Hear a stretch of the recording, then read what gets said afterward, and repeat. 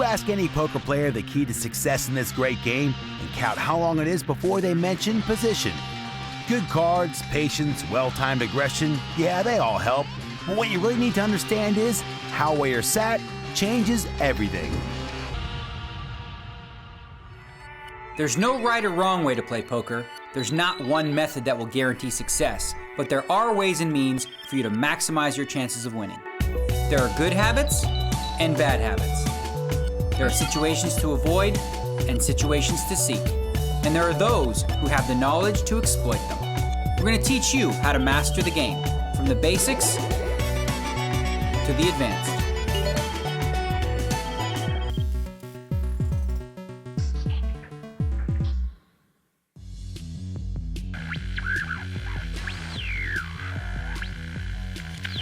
In the last show, we took our first look at position. We explained exactly what it was and why it's so important to the game. Now we have grasped a basic understanding of position, it's time to delve deeper into the subject and work out how to use it to improve your game. Ladies and gents, this is Position 2.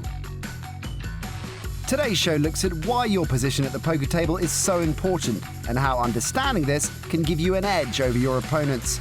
This series looks at poker played all over the world, but today we look at some European Poker Tour action from London.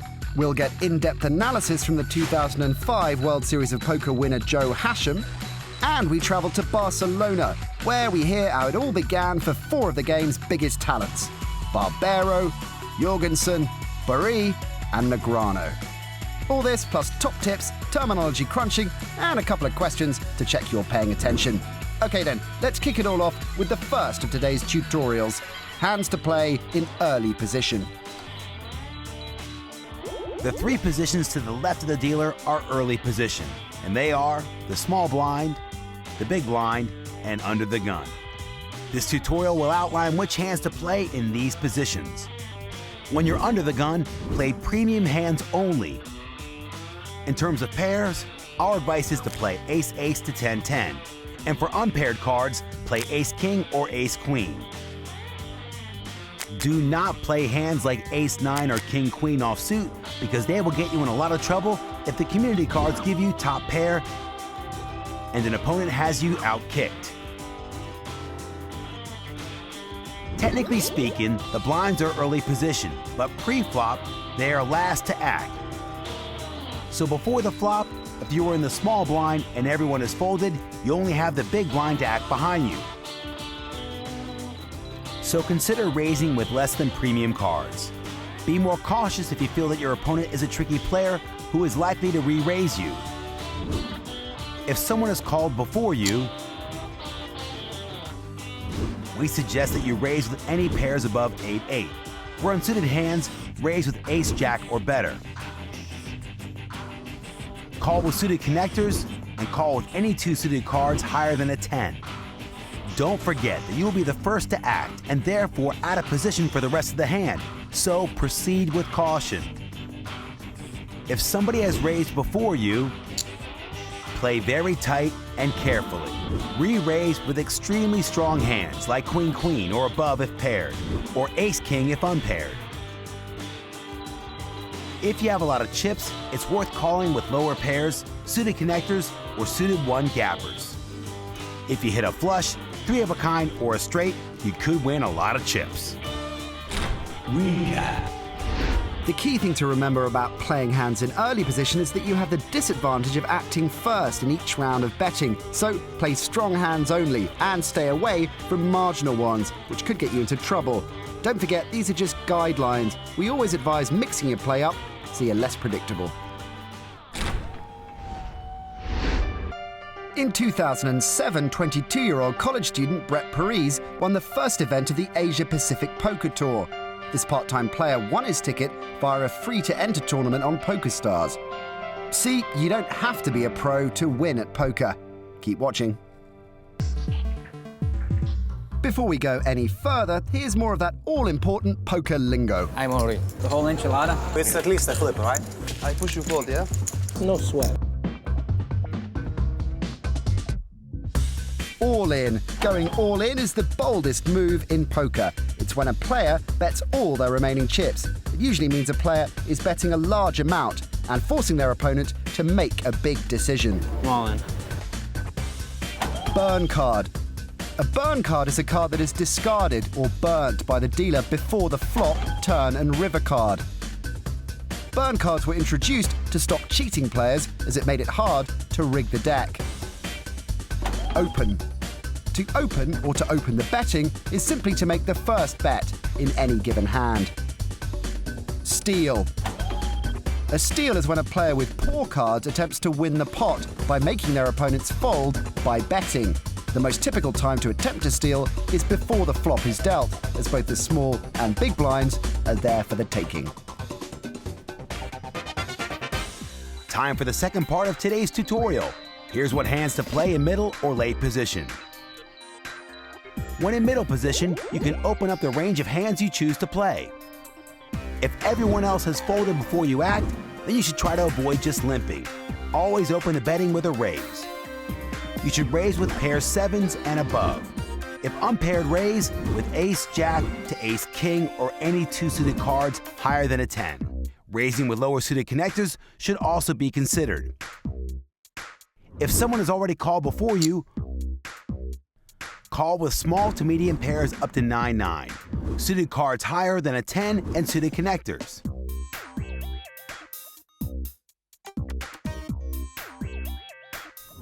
If an opponent has raised already, re-raise with pairs 10-10 and above. High cards ace-king or ace-queen. And you can call with suited connectors or pairs 9-9 and below. Be careful going forward. If your opponent has raised in early position, they could be holding very strong cards. Okay, let's look at the hands to play in late position. In late position, you can open up your range of hands considerably. If everybody before you has folded, raise with any pair. Raise with any suited ace, and any ace with a 7 or higher if unsuited. Also raise with any 2 cards 10 or higher, and any suited connectors. In late position, be aggressive. Raise or fold. Calling should not be an option. If somebody has called before you, raise with a pair of 10s or higher. If unpaired, ace-jack to ace-king. Call with any other pair. Suited cards 9 or higher. Any suited ace, and any suited connectors.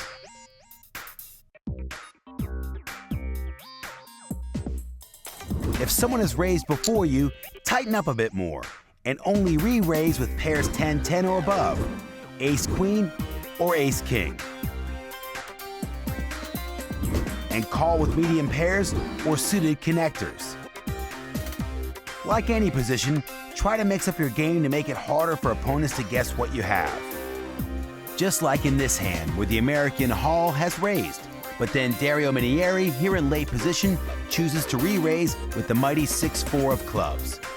This forces the initial raiser Hall, holding Queen 10, to fold, as he doesn't fancy the prospect of playing an aggressive pro such as Dario Minieri out of position. Not a situation any player would like to find themselves in. Apparently these people didn't do their homework on the young Italian. Now you should know which hands to play in middle and late positions. You should play more hands than you did in early positions and play them more aggressively. But don't take that idea too far. At some point, your opponent will have a monster hand. Always know when to fold. And if you want to watch that again, or recap any of the videos in the series, or perhaps join in at a later stage, then go to everythingpoker.com. Everything you want to know about poker is divided into 2 levels. Level 1, the novice level. It tells you everything you need to know to get started in the game. You'll be a competent player by the end of these 6 shows. Learn the power of position, the art of bluffing, and all the basics. Once you've got the basics, we delve deeper. Level 2, the experience level, covers getting information from your opponents and the nuances of playing hands dependent on their strength and their potential. It focuses on playing styles, strategies, and tips you'll need to succeed and how to avoid costly mistakes. Following the review show at the end of level 2, we should have covered everything you wanted to know about poker, and you will be ready to become a successful player. 13 shows designed to give you a unique insight into the world of poker. The cards, the players, we go behind the scenes. Find out what it takes to be a success at the tables. Learn the good habits and eradicate the bad habits. This guy just tried to 4-bet a steaming pro, then float the turn. Learn some tricks of the trade. You just have to pick your right times to bluff. The best in the business want to share their experience with you. They want to see you at the tables, even if you might not be so keen to be staring back at them. It's everything he wants to know about poker, but we're afraid to ask. Time for some words of wisdom now, as 2005 World Series of Poker champ Joe Hasham explains how being in position can save you those precious chips.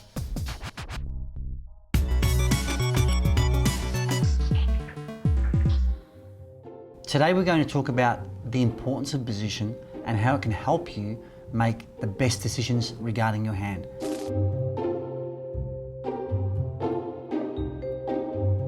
In this particular example, we're going to see how Smokey makes a really good fold. So let's have a look at the hand. Pablo, who is in first position, has a very strong hand. He has a pair of queens. He elects to raise to 300.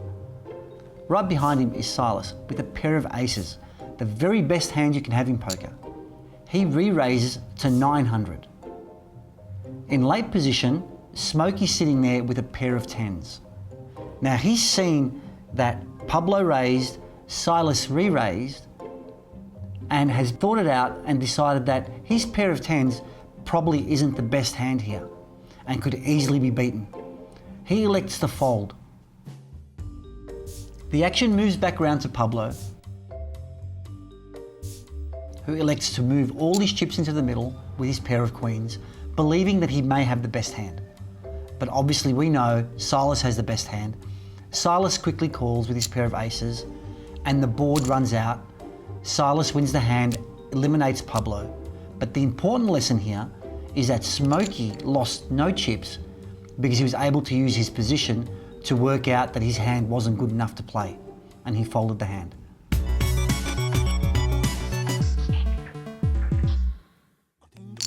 Time for a break, but before we go, here's a quick question to test what you've just learnt about position. Imagine you're under the gun at a full table and get dealt king-queen. What should you do? Should you A, call, B, raise, or C, fold? Come back after the break to see if you're correct.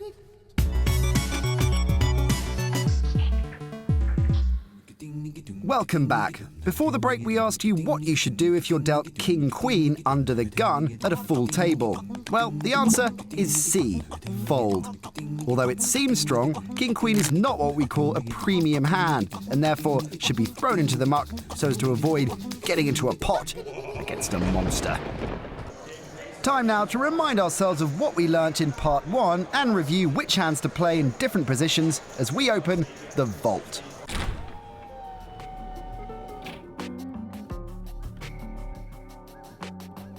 Action comes from the European Poker Tour and the London event in Season 7. On a star-studded table, action is folded to Dario Minieri in mid-position, who looks down to find Ace-Queen. If you're first to enter the pot, we recommend raising with Ace-Jack to Ace-King, and sure enough, Dario pumps it up to 3 big blinds. Action then moves to Bagnotti in lay position on the button, the prime position on the table. We recommend calling a raise from this position with suited connectors. And sure enough, that's what he does. Behind Bagnotti, Christopher Chow in the small blind or early position holds King-Jack. What do we recommend? Calling with suited one gappers from this position, providing the raise isn't too large. Wise calls from the button and small blind, as suited connectors like these have the potential to hit big flops. And it's worth the pre-flop investment in case they should hit, just like they do here. Chow flops the world and Bagnotti flops the universe. He has the stone nuts 7 to jack. The flop gives Bagnotti a straight, the nuts in fact. Think he's glad he called with suited connectors in late position? The flop also justifies Chow's pre-flop call with the King-Jack of Hearts. He now holds top pair and a flush drawer. What happened next? Well, Dario Minieri gets out of the way while Christopher Chow has the misfortune of making two pair on the turn. And look at this. This is going to be disastrous for Chow. Chow has now turned the galaxy, but yet Bagnotti still holds the universe. A player could fall in love with a hand like that. Chow, however, makes a first-class fold. Well done, sir. We'll look at the art of folding in more detail in Show 7, but for now, heed the lessons of calling with 9-10 of diamonds in late position. You might just hit the nuts. Position, the single most important concept in poker. Maybe, we think. Well, we'll put it to a vote. Anyway, here's 2005 World Series of Poker champ Joe Hasham to break down some more positional play for us.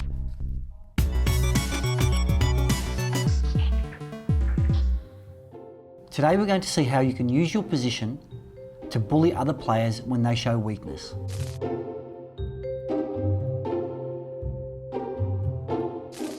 In the hand that we're going to look at today, Mr. Razor raises to 150 with a pair of nines, and Centipede elects to call with Jack King of Hearts. However, Boomer, with a pair of eights, calls behind him. Let's see the flop. So we see a flop of Ace Queen 4. Mr. Razor checks, and so does Centipede. Now Boomer has information about his opponents and what he perceives to be weakness. He elects to bet 400 chips with his pair of eights, basically saying to his opponents that I have an ace or a queen or both. Now this works well and truly because both opponents fold. He's basically betting on the fact that his opponents don't have an ace or a queen. He used the power of his position to bluff his opponents out of the pot.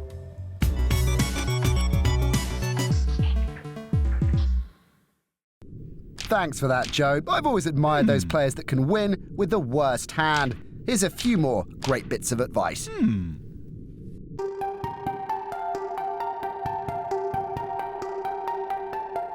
My biggest tip as a poker player is to play hands in position. Don't worry about your cards. Really think about who is in the blinds when you're raising, and be much more likely to raise a lot more suited connectors on the button or in the cutoff seat or even in the hijack. Position is very powerful in poker, in No Limit Hold'em. Don't get caught playing in early position without really strong hands. If you're in later position, you have power because you get to see other people act before you. Until you get the confidence and the knowledge and the understanding of the game to play hands from early position, restrict those hands to the top 10% of hands. Take it very easy in the beginning. Look at your opponents, see how they play. So play very tight in the beginning till you have a feeling about how the other guys at the table are playing. And then start playing your game.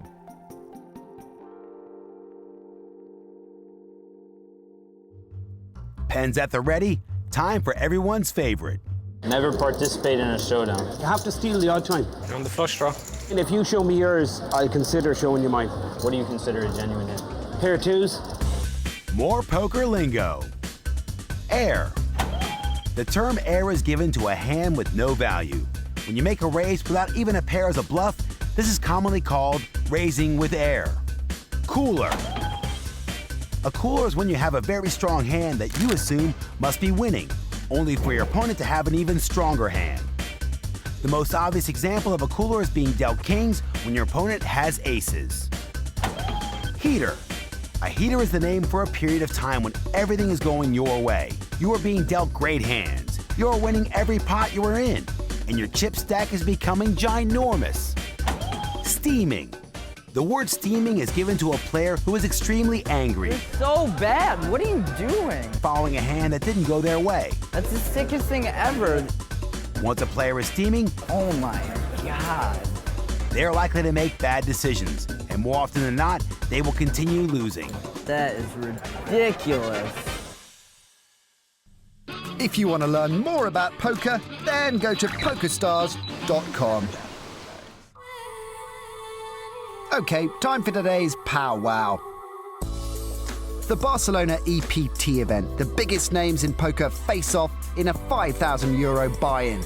Not for the faint-hearted. These guys mean business, but they were all beginners once. Green shoots in the garden of No Limit Texas Hold'em. And somewhere in Barcelona, 34 floors above the tournament area, 4 well-known faces from the world of poker look back to where it all began for them.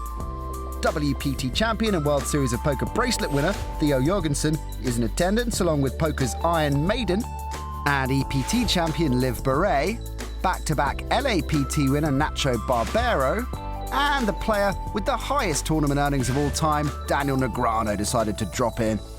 So I know you boxed like Gus Hansen. I know you've been a poker player, but I don't really know your story. I mean, how did you get into poker in the first place? I think I started off in the 5th or 6th grade, something like that, when I was playing with my school. 5th or 6th grade? Yeah. Were you playing for money or just chilling? We were playing. I remember a huge bluff for around $2. Nice. Which had the whole thing going. So what was your story? Like, how did you get into poker? Like, what were you doing before that? I was actually playing Magic the Gathering. Magic the Gathering is a card game which can be played online. Several successful poker players, including Elke and David Williams, played Magic before moving across to poker. Oh, you're a Magic guy? Like David Williams and all them? I was like traveling around the world playing that game. Wow. And then, so like everybody made like the transition and to poker. But we all studied online playing Limit. So you were like a professional Magic player before you were a poker player, but you weren't making any money? Yeah, I was making money. I was making money enough to live and to travel around the world. So you didn't have a job? I didn't have a job, but what did you do? Did you have a job before you played Magic? I never had a job. You've never had a job in your whole life? No. Wow. Did you actually finish school? I finished school, then I went to college, law school, but I quit because I started playing Magic around the world. So you gave up being a lawyer to play Magic. Like, I never really played Magic, but all the guys that played Magic seem to be really good poker players. So the game obviously has a lot of similarities to poker, right? So you play Magic, or have you ever played Magic? Never played it. I want to try it. What was your deal? You were like a guitarist, crazy rocker chick, physicist, something? Well, yeah, I was at university studying physics, being a crazy rocker chick, just playing guitar all the time. No, I actually graduated. And then it was after that. It was actually after that I moved down to London. I didn't really know what I wanted to do with my life at all. And saw an advert for a reality TV show, and I was like, well, I'll apply for this. It said you could win some money. And they didn't say what it was that you'd be doing. And they had all these auditions, and they chose me as one of the 5 contestants, and then they did this big sort of reveal that they were going to be teaching us how to play poker, and then we'd play against each other for this money. So I was like, okay, I mean, I'd heard of the game, but I'd never played a hand of poker in my life. How many years ago was this? 5 years ago. Okay. And yeah, I just completely fell in love with the game instantly. I was like, wow, how did I not know about this? And then I met some of the pros that were teaching us to play and saw how they traveled the world and kind of lived like rock stars and played a game that uses the mind. And was competitive and fun, and they could make millions of dollars. I was like, that's like the best job ever. So I was a limit guy, Limit Hold'em. You know, we played all different kinds of games when I was younger, like wildcard games, but when I grew up, in high school, I was playing Monday to Friday, noon to 8, Limit Hold'em. Limit Hold'em follows the same rules as Texas Hold'em, but the amount you can bet is restricted at all times, unlike No Limit Hold'em. I had all my friends do it. We'd show up at noon, quit at 8 p.m., and once a month we'd get wasted and drink, and we called it party day. It's pretty amazing. I mean, you got 4 people here all doing the same thing for a living, but came from totally different places. You played with your friends in school because they were all suckers, and all of a sudden you're playing in all the big tournaments. This guy was a Magic player, playing with friends, like just trying to make a living doing that, and you were just some random reality TV chick, physicist, rocker girl, who happened to find poker and just fell in love with it. So it's like, just goes to show that this world is just represents so many different types of ways to get into it, for sure. Well, there you have it. We all have to start somewhere. Let's look at what we've learned today. We looked at which hands to play in early, middle, and late position. We saw how mistakes can be avoided by watching the actions of other players. Plus, we explored how being in position can allow you to win pots you otherwise wouldn't.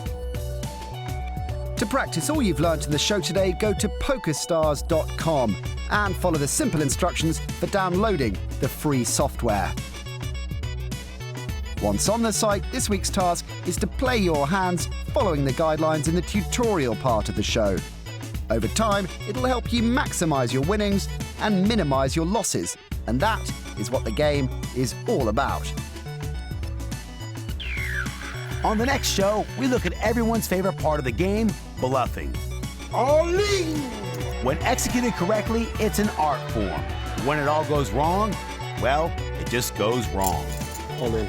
Call. There'll be further analysis from World Series champ Joe Hashem. We'll find out the secrets behind the success of poker's hottest property, Nacho Barbero, a man who can't stop winning. And we find out which players are the best bluffers. I actually went to school with Bon Jovi, and we used to play music together in his garage. We'll see you next time